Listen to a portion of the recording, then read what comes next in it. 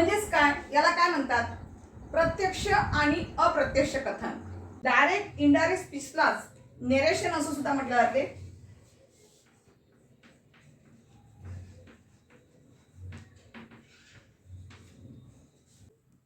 आता नेमकं तुमच्या लक्षात आलं असेल डायरेक्ट स्पीच म्हणजे नेमकं काय असेल बरं, असा प्रश्न निर्माण झाला असेल तुम्हाला. आता डायरेक्ट स्पीच म्हणजे नेमकं काय, what is direct speech? When the spoken words are presented in the same way without making any changes it is called direct speech. म्हणजेच काय, एखाद्या व्यक्तीचे शब्द जशा तसे अवतरण चिन्हात लिहिले जाते त्याला डायरेक्ट स्पीच असं म्हणायचं. What is indirect speech? म्हणजेच इनडायरेक्ट स्पीच म्हणजे नेमकं काय असेल. आता बघा डायरेक्ट स्पीच नेमकं कशाला म्हणायचं याचे आपण एक एक्झाम्पल बघूया म्हणजे तुमच्या चांगलं लक्षात येईल. शी सेड आय एम हॅपी.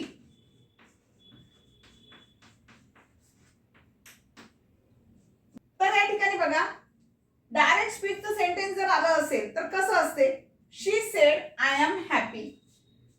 ती म्हणाली मी आनंदी आहे. म्हणजेच काय, जसं जे वाक्य आहे तेच वाक्य जशा तरण चिन्हामध्ये लिहिणे त्याला म्हणायचं direct speech. What is indirect speech? आता इनडायरेक्ट स्पीच नेमकं काय आहे? When the spoken words are presented by you in your own words is called indirect speech. म्हणजेच काय, बोलणाऱ्या व्यक्तीचे जे काही शब्द असेल किंवा वाक्य असेल ते आपण तिसऱ्या व्यक्तीला आपल्या भाषेत करून सांगणे. मात्र सांगताना आशय तोच असतो पण काही बदल झालेला असतो, त्यास इनडायरेक्ट स्पीच असे म्हणतात. आता यासाठी एक्झाम्पल बघूया.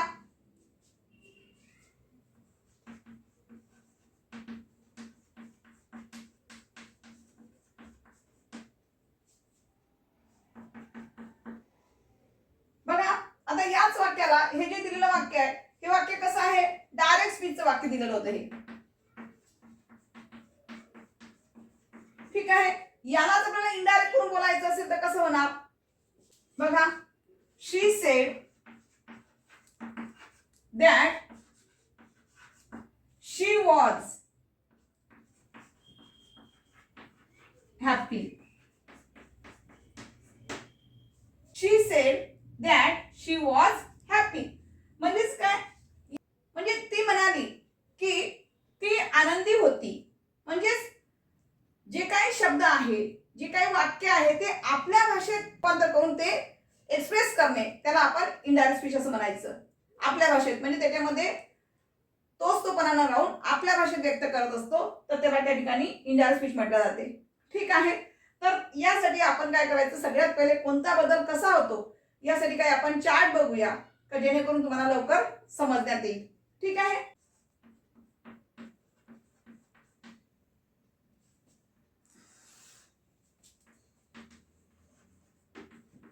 इनडायरेक्ट. जर डायरेक्ट मध्ये म्हणजे दिलेल्या वाक्यामध्ये धीस आला असेल तर त्याचा बदल काय होत असतो, इनडायरेक्ट करत असताना दॅट.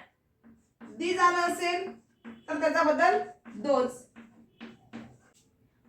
हिअर आला असेल तर देअर. नाऊ आला असेल देन. ॲगो आला असेल तर त्याचा बदल बिफोर. yesterday आला असेल तर याचा इनडायरेक्ट करताना काय बदल होईल, द डे बिफोर किंवा the previous day. The previous day. Tomorrow आला असेल तर त्याचा बदल काय होईल, टुमॉरोचा द नेक्स्ट डे. आता हे जे काही म्हणजे दिलेल्या वाक्यामध्ये यापैकी कुठलाही शब्द आलेला असेल तर इनडायरेक्ट ज्यावेळेस आपण करत असतो सेंटेन्स त्यावेळेला त्याचा बदल असाच करावा लागेल. बघा आता धीस आला असेल तर त्याचा बदल काय करायचं आहे, दॅट. दीज आला असेल तर त्याचा बदल काय होईल, दोज. हिअर आला असेल तर त्याचा बदल देअर. नाऊ आला असेल तर काय होईल, देन. ॲगो आला असेल तर काय होईल, बिफोर. yesterday आला असेल तर काय होईल, द डे बिफोर किंवा द प्रिव्हियस डे. दोन पैकी एक आपण कोणतेही घेऊ शकतो. टुमारो आलं असेल तर काय घ्यायचं, द नेक्स्ट डे असं घ्यावं लागेल. ठीक आहे, चला आता आपण एक्झाम्पल कडे वळूया. Number 1,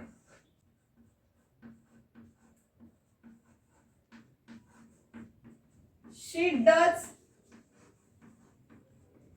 some work. She does some work properly.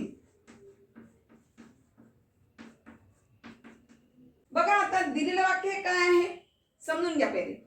दिलेलं वाक्य काय आहे, डायरेक्ट स्पीच मधलं वाक्य आहे. अशा प्रकारचं जर पेपरमध्ये वाक्य आलं तर कसं लक्षात घेणार आपण, कसं ओळखायचं, या वाक्यामध्ये two things include in it. म्हणजे इनडायरेक्ट डायरेक्टचं इनडायरेक्ट करत असताना कोणत्या दोन गोष्टी घ्यायच्या. सगळ्यात पहिले वाक्यामध्ये भाग बघायचे किती आलेले आहे, how many parts in a sentence. दिलेल्या वाक्यामध्ये किंवा वाक्यामध्ये किती पार्ट्स आलेले आहे, भाग किती आले पहिले बघायचे. आता बघा यू सेड हा एक पार्ट झालेला आहे आणि जे इन्व्हर्टेड कॉमामध्ये दिलेलं वाक्य आहे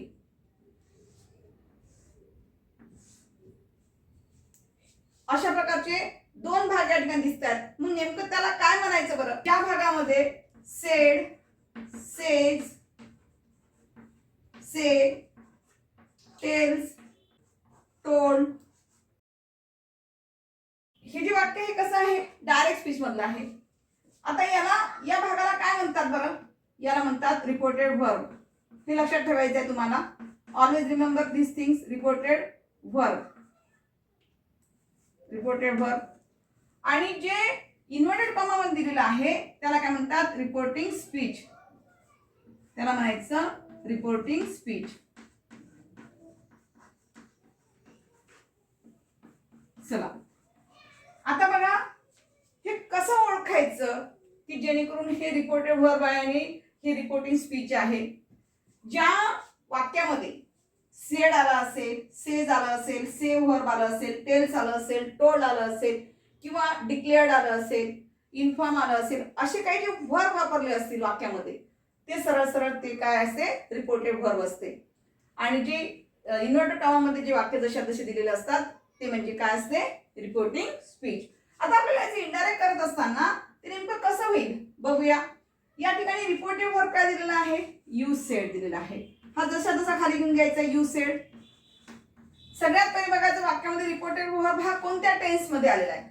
कारण कसं असते, प्रेझेंट टेन्स मध्ये आला असेल तर इनडायरेक्ट करत असताना पास्ट टेन्स करायचा असतो रिपोर्टिंग स्पीच. मग इथे काय आलेलं आहे, इथे काय आलेलं आहे, सेड आहे म्हणजे ऑलरेडी पास्ट टेन्स आलेला आहे. रिपोर्टेड व्हर्ब काय सांगत आहे, पास्ट टेन्स मध्ये सांगत आहे. म्हणजे सेड हे काय झालेलं आहे, तुमचं पास्ट टेन्स झालेलं आहे. हे पास्ट टेन्स झाल्यामुळे इकडे वाक्य सुद्धा आता काय होईल, रिपोर्टिंग स्पीच मध्ये बदल पास्ट टेन्स मध्येच होईल. पण याच्या अगोदर पुन्हा एक गोष्ट लक्षात घ्यायची आहे. नेमकी कोणती, जर आपल्याला डायरेक्ट स्पीचला इनडायरेक्ट करायचं असेल सगळ्यात पहिले वाक्याचा टाईप ओळखणं गरजेचं आहे. वाक्याचा टाईप ओळखायचा म्हणजे वाक्य कोणत्या प्रकारातलं आहे ते बघावं लागते. कारण प्रत्येक ठिकाणी आपल्याला वाक्याचा जर बदल होत असेल त्यानुसार आपल्याला कंजक्शन यूज करायचं असते, जोड शब्द वाक्य यूज करायचा असतो. पण दिलेलं वाक्य कसं आहे, ॲसर्टिव्ह सेंटेन्स मध्ये आहे, विधान वाक्य आहे, स्टेटमेंट आहे. त्यामुळे या ठिकाणी जोड शब्द कोणता घ्यायचा आहे तुम्हाला, दॅट. त्यानंतर सब्जेक्ट कोणता राहते, शी. शीचा बदल शीच होईल इथे इनडायरेक्ट करत असताना. पण इथे हे जे डज झालेला आहे हे काय इंडिकेट करत आहे, प्रेझेंट टेन्स. हा जो डज आहे हा डज काय करत आहे की मी प्रेझेंट टेन्स मध्ये आहे, हा प्रेझेंट टेन्स दाखवत आहे या ठिकाणी डज. मग या डजचा बदल इथे काय करावं लागेल, इनडायरेक्ट करत असताना डिड करावं लागेल. म्हणजे डजचा पास्ट टेन्स डिड घ्यावा लागेल. म्हणजे या ठिकाणी सेकंड फॉर्म ऑफ वर्क घ्यावा लागेल.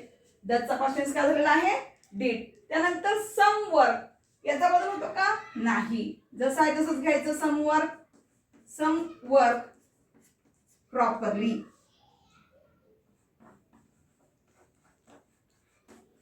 फुल स्टॉप.